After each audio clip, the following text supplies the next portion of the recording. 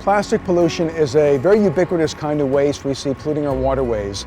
A lot of it trickles downstream off beaches, some maritime activities, fishing and boating, that result in a plasticized sea and lakes and rivers.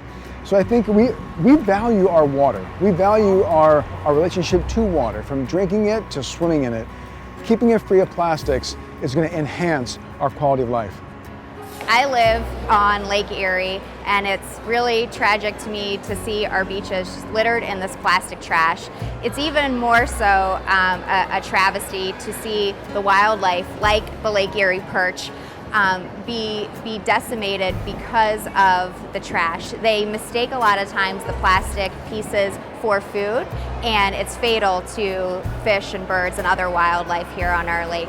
About 100 volunteers during a few weeks went out to Edgewater Beach and Euclid Beach and picked up the plastic trash. The culmination of that is the plastic perch that's outside of the Great Lakes Science Center today here on Lake Erie. And we're also doing a craft activity to raise awareness and educate children about the problem of pollution and how the trash doesn't start and end at the beach. It actually starts with us in our homes, in our communities, and that there's a really easy fix for it, and that we can all be a part of it with really simple changes. One of the easiest things you can do is a beach cleanup in your own front yard. You know, Lake Erie is pretty much downhill from everything, and litter that's in your front yard or on the sidewalk or street in front of your house will get into the storm drains. It'll eventually make its way into our rivers and our lakes. The boats are designed specifically to pick up the kind of floating debris that we see, and it constantly recurs in the ship channel. A combination of organic debris, logs and branches, tree bark, weeds that float in from the natural river from upstream in the national park, and plastics and trash that are thrown in as street debris that end up washing into the river through the storm drains, and especially the combined sewer overflows. The overwhelming percentage of the plastics that we pick up are drink cups and plastic bottles, water, sport drinks, things like that.